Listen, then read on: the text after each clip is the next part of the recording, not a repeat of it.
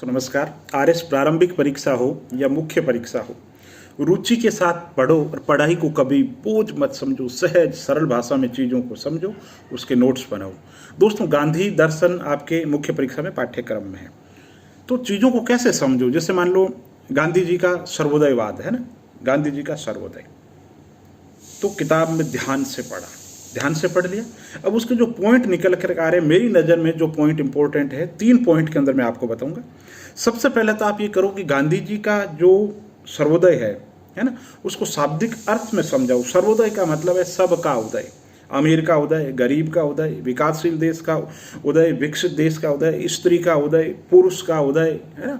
सबका समग्र रूप से विकास है, सबका समग्र रूप से विकास। और ये जो विकास है ना, मान लो कोई व्यक्ति है ना, क्या अमीर का भी विकास हो गया और गरीब का भी विकास हो गया, इसके साथ में सबका विकास और सब तरीके से विकास, शारीरिक विकास, मानसिक विकास, नैतिक विकास, आध्यात्मिक विकास, सबका सब तरीके से विकास, ये हो गया आपका सर्वोदय। पहला पॉइंट क्लियर। सर्वोदय वह विचारधारा है जिसमें गांधी जी सबके सब तरीके से उदय, सबका सब तरीके से विकास की बात करते हैं। पहली बात हो गई क्लियर। दूसरी बात, इस पर प्रभाव किसका है, तो John Ruskin unto this last, सदी का जो अंतिम व्यक्ति है, जॉन रस्किन की जो लिखी किताब है अनटू दिस लास्ट, उसका बहुत ज़्यादा प्रभाव है। बाकी जो प्रभाव है वो अलग अलग जगह से पड़ा है। जब भारतीय दर्शन की बात करते हैं तो हम कहते हैं कि सब भूमि गोपाला, है ना, एक जीव में ही सब है, सब में हम है। तो इस तरीके की जो दर्शन है, अद्वैत दर्शन है, उसका भी गांधी जी के ऊपर प्रभाव है। तो दूसरी बात हो गई प्रभाव।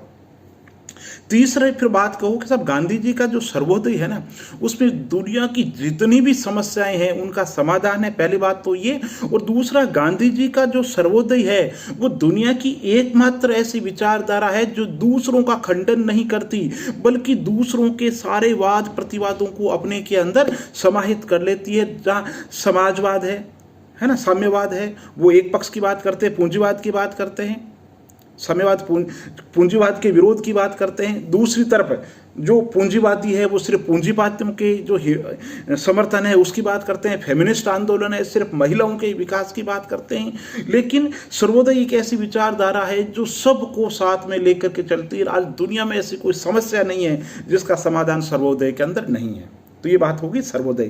फिर सर्वोदय के अगर रूप की बात करें तो गांधी जी ने सर्वोदय के बहुत से रूप बताए। तो उन्होंने सर्वोदय के आर्थिक पक्ष के रूप के अंदर बात करें तो उन्होंने ट्रस्टीशिप की, इन चीज़ों की बात की जो आरएस मुख्य परीक्षा के अंदर पाठ्यक्रम के अंदर भी है। और राजनीतिक रूप से भी उन्होंने हड़ताल, हिजरत, सत्याग्रह, इन सारी जो चीज़ों की बात की है। लेकिन इसकी अभी चर्चा नहीं करेंगे, हम सिर्फ इतनी बात करेंगे सत्याग्रह क्या है, सत्याग्रह किन किन क्षेत्रों के अंदर प्रयोग किया जा रहा है, सत्याग्रह का उपयोगितावाद से क्या लिंक है।